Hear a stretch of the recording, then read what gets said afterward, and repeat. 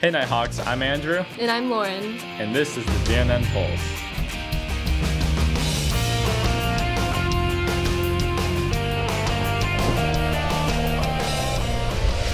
Hey Andrew, have you seen Nelson? No, why? Well, this week we are excited to introduce a new segment on DNN, The Files of the Missing Mascot. Here's the first episode. Give me love, oh, your love for me. I lost myself and all my dream. Your bitter tears didn't make me cry. The day we kissed and said goodbye. I know you need me to see you all. I thank you, Lord, for saving. Bro, did you hear about Nelson the Nighthawk? He went missing. He's just been losing ever since. It has been 3 days since Nelson the Nighthawk went missing. We know that the whole school is in mourning. Here's a remembered segment of his best moments. And cut. He was long before this souvenir never disappears. He was long. Alright guys, so we need to pitch some new segments for this week. Anybody got any ideas? Student code. Club spotlight. What if we tried to find Nelson? What do you mean trying to find Nelson? Well, he's missing, right? No, duh. Well, we'll make a segment out of trying to find him. Oh, I don't know. I mean, we won't really try to find him. We'll make a cool segment out of it. It'll fill time and it'll be better than those remembrance segments. We have to address it. It'd at least be fun to watch. Okay, do you want to work on that? Yeah.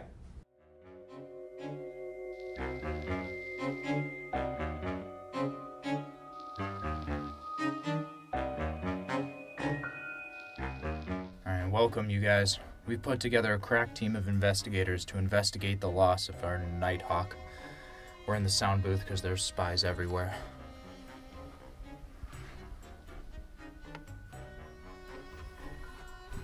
We're looking for clues. Blues clues. Alright, so does anyone have any theories? He could have migrated. This is not a real bird. Wait, what? Oh shoot. They found us. Oh god, what do we do? Spies everywhere. Open the door. Hey, are you guys the people that are investigating the, disappearance in Nelson? Yeah. No. Maybe. Well, you guys, you gotta see this. This is crazy, isn't it? Whoa, oh my god. Let's take it to date with this week's class competition. How's it going, Nighthawks? Today I'll be going around at lunch getting one person from each grade to participate in a class spelling bee. Whatever class gets the most words spelled correctly wins this week's competition. So let's go get started. First word is beginning. Am I spelling it? Yes, you are. Okay. B-E-G-I-N-N-I-N-G. Alright. Beginning. B-E-G-I-N-N-I-N-G. Beginning. B-E-I-N-N-I-N-G. B-E-G-I-N-I-N-G. Alright. Your second word is 40, like the number 40. 40? Yep. F-O-U-R-T-Y. F-O-R-T-Y. Alright. F-O-R-T-Y. F-O-U-R-T-Y. Your third word is spaghetti. Does it have an H in it? I don't know, you tell me. S-P-E-G-H-E-T-T-I. Alright. Spaghetti. S-P-A-G-E-T-T-I.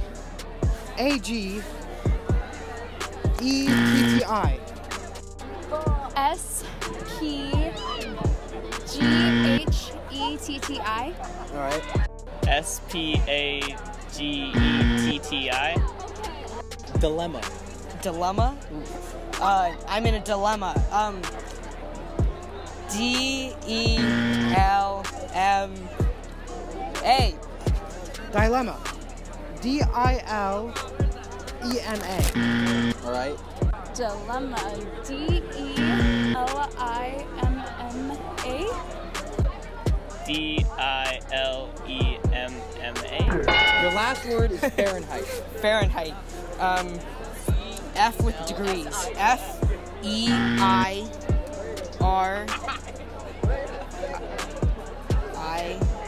Fahrenheit. F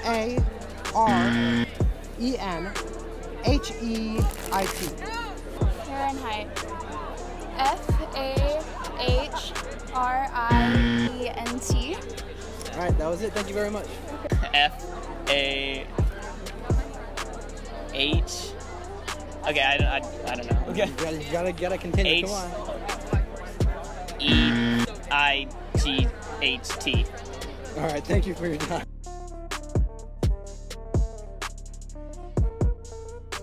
This week on DNSN, we are checking out girls water polo. Here's Dylan and Kyle.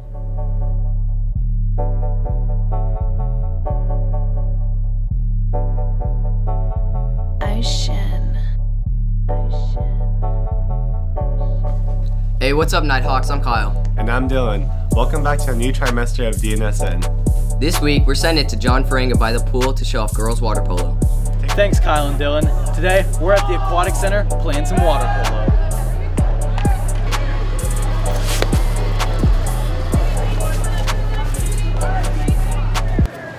It's stuck.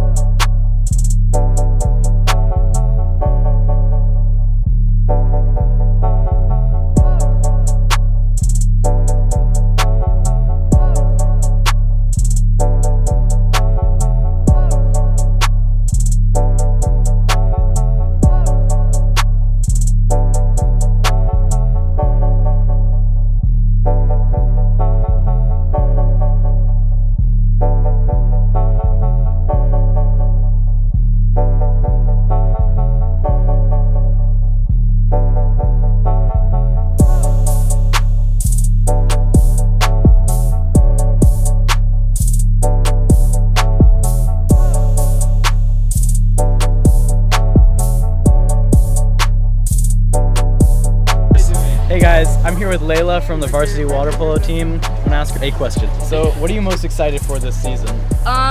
Probably playing D1 or Open, and probably having like a really good chance of winning D1 this year for CIF. This is your first year in D1? Yeah, because we won D2 last year. We just finished water polo practice. It was really fun, a lot more tiring than I was expecting, but overall a good experience. John approved.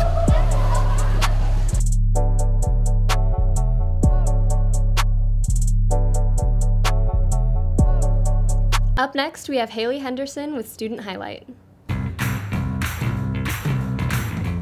I'm Haley Henderson. I'm a senior and I'm an outside hitter for Del Norte's volleyball team.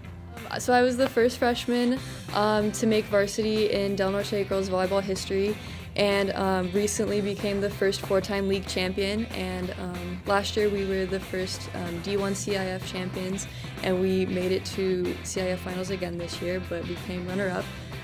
I'd say the most exciting part of the season would probably be winning league, because this would be the 6th time in a row that Del Norte has won league. I'll miss the bus rides and singing on the way to games and having funny bus drivers. Like, it was a really fun time.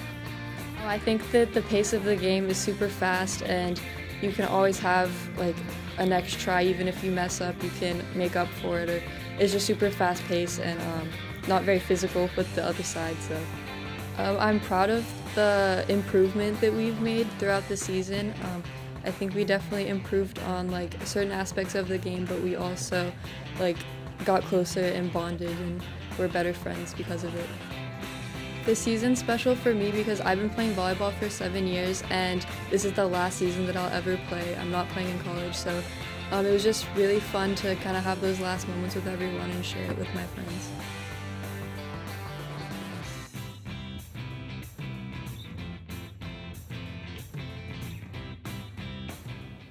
Let's take it to student code with goals for the new trimester. Hi, my name is Lauren Padilla and I'm a freshman. My name is Peter and I'm a sophomore. I'm Mac, I'm a junior. I'm Jeremy Randall, I'm a senior.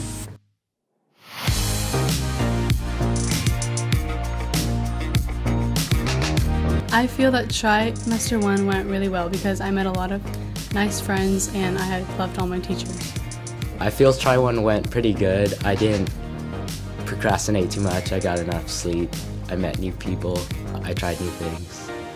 Try one was kind of really long. I didn't have an off-roll, so not a fan. I think Try One went fantastic and I did an amazing job.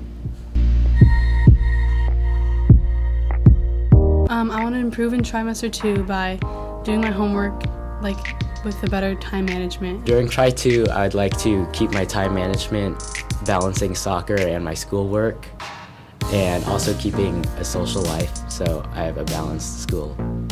Pass. Yeah, Try 2, I want to pass all my classes. Pass them. Probably sleep more, do less college apps, stuff like that.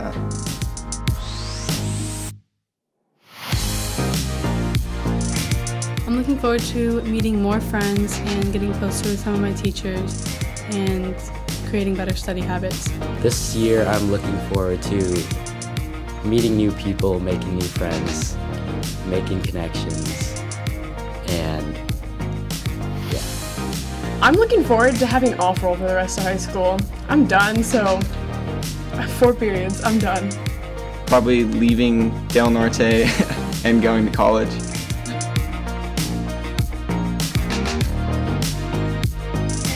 What advice I'd give myself freshman year is probably to not procrastinate. First day of freshman year, I would say try new things, branch out, don't be afraid to meet new people or talk to new people. I'd tell my freshman self on the first day, wing it, you'll be fine, you'll get there, you'll make it. Something I would tell myself on the first day of freshman year, probably just do your homework. I did not do my homework, so do your homework.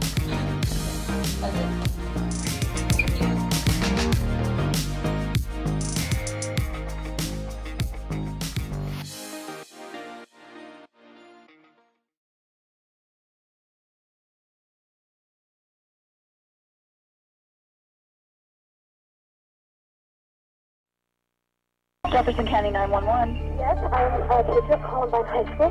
There is a student here with a gun. Okay, has anybody been injured, ma'am? Yes. Okay. Yes. And the school is in a panic, and I'm in the library. I've got students down under the table, kids. Heads under the table. Rachel Scott was the first student to be killed in that terrible tragedy at Columbine High School on April 20th, 1999. Rachel had written an essay a month before she died that reflected her actions and beliefs. She titled it, "My Ethics, My Codes of Life." When Rachel wrote her essay to start a chain reaction with kindness and compassion, she had already been practicing that for several years in her school, and she had been reaching out to others. And when she said, "I have this theory that if one person will go out of their way to show compassion, it will start a chain reaction of the same. People will never know how far a little kindness will go." That wasn't a theory for her. She had been practicing that for the past several years. Rachel challenged her reader to look for the best in others, to start that chain reaction and to make a difference in the lives of people around them. You know what's amazing to me is that Rachel not only wrote a challenge to start a chain reaction that would touch the lives of others, but she somehow sensed that her life was going to touch and impact the lives of millions of people.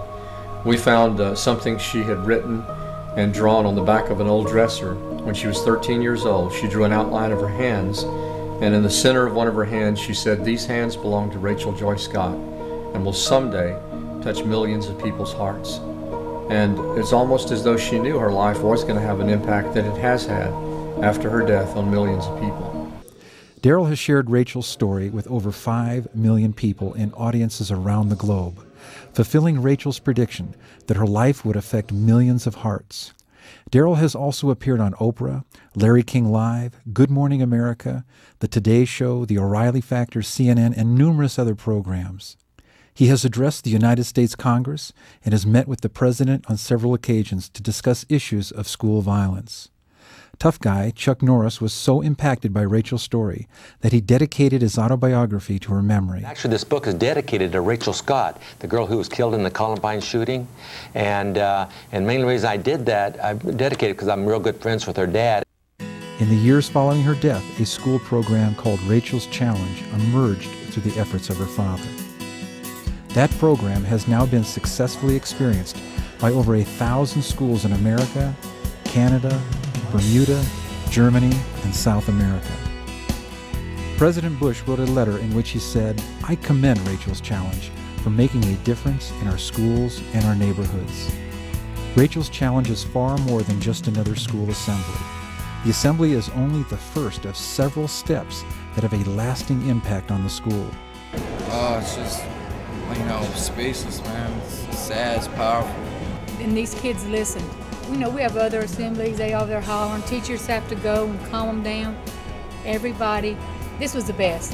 Everybody listened, and they were attentive, and there were tears in the crowd. I've never stuck up for anybody except for my friends, and I'm planning to stick up for everybody else. Now that I've seen that people can actually be that way, I'm going to try to notice people that, like she does, that don't have very many friends or that are new here. Just having this hour program, I'm eager to go change somebody's life right now. Following the assembly, the presenter conducts a 1-hour training session with the school leadership. This session is both instructional and interactive. The purpose of the training is to equip the leaders in the school to continue the chain reaction of kindness, respect, and acceptance that Rachel started. I've been to a lot of assemblies, but to have a bunch of middle school students at the edge of their seats, I think you learned a lot from all this. It has changed, no question, the hearts of a lot of the kids, and not only the kids, the adults that were present at all the events in the schools. It was just so overwhelming and incredible to see students that were big, burly, tough, especially guys that you'd never think in a million years would cry or would be vulnerable, and they were. They were coming up and telling their teachers that they loved them and they appreciated them. Had one kid in the school that had been a bully and been beating up kids the other kids were scared of. He was just devastated by this program and just cried and went to his teacher, went to the people that he had hurt and apologized for that. I mean, I'm not sure I've ever been this inspired by something for someone who came out and obviously meant a lot to a lot of people. A training manual and numerous follow-up tools ensure that the impact will last for months to come. We saw a need at Rachel's Challenge to bring in a group of professionals to help us design curriculum that can help ensure an ongoing impact in the schools. The assembly itself is extremely powerful, and the desire to create a positive change is powerful too, but we wanted to ensure that lasting impact by having some follow-up tools and materials. One of the tools at Rachel's Challenge is a 10-foot by 3-foot banner that's placed inside the school. And after the assembly, you should just see the kids rushing up to sign it, and the teachers as well sign it, and it's so powerful because by signing it they're saying, I accept Rachel's Challenge and I'll treat others with kindness. The training manual that we leave behind has a lot of great information and just gives the school a lot of practical steps of things that they can do to create that positive change in their school. The speakers, who are personally trained by Rachel's father, challenge audiences with the story of a young girl who believed she could help change the world one person at a time. 5 specific challenges emerged from Rachel's life that caused the audience to respond with tears, laughter, and applause. One of the things that we've realized with Rachel's Challenge is that you can't go tell kids, stop being prejudiced. Our purpose statement says that we want to go to the student's heart, and then we're going to go to their head. The first thing we do is we tell them to eliminate all prejudice in their life, and we see it happen because we go directly to their heart. The second thing we do is we say, keep a journal, keep diaries, set goals, and the kids begin to do it because we went to their heart.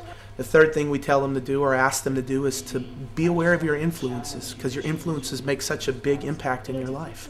And we get testimony after testimony of students changing the influences in their life to have positive influences. The fourth challenge that we leave them when we're in the schools is that we say the little things can do so much, because Rachel did the little things. And we challenge the students to not only do the little things in their schools, but to do it in their communities and to do it in their homes. And that's where your legacy's left, with those small things. And the fifth challenge that we leave them is we tell them not only to love on those kids at school who need it, to love on those kids who are new at school, to love on the handicapped kids, but we also challenge them to leave and go find 5 people in the next week that mean a lot to them in their lives, and to show how much they appreciate them. And what happens because of the fact that we start with the heart and not with the head is we see it happen instantaneously. We get thousands of emails after we've been in schools, talking about how the student's life's been changed because we start with the heart. Students hear the story of a young girl who was new at school and had no friends. No one knew that her mom had just died in a car wreck and that she and her dad and brothers had just moved to Colorado from Atlanta, Georgia. They see a reenactment of how Rachel went out of her way to sit with this new student at lunchtime, introducing her to new friends. They hear about a young man who was born with handicaps and was planning to commit suicide on the day that Rachel intervened on his behalf and stopped others from teasing him. They hear the story of another young man who was taunted with racial slurs just moments before he died, sitting beside Rachel's brother Craig in the library at Columbine. They see segments of her diaries that will amaze them. They actually read things she wrote about her premonitions of dying at a young age, and at the same time of having an impact on millions of lives. One of the things that's important to know is that Rachel was not suicidal in the least. She was not obsessed with death, and she wasn't a dark personality. She was very vibrant and full of life. But she definitely had a premonition that her life was going to end at a young age. And she wrote about that, talked about that to her friends. And at the same time, that her short life was going to have an impact on the world. They are inspired by Rachel's challenge to start a chain reaction of kindness. Rachel's challenge is making a huge difference on the campuses of many middle schools and high schools around the world. Make sure you have this powerful program at your school.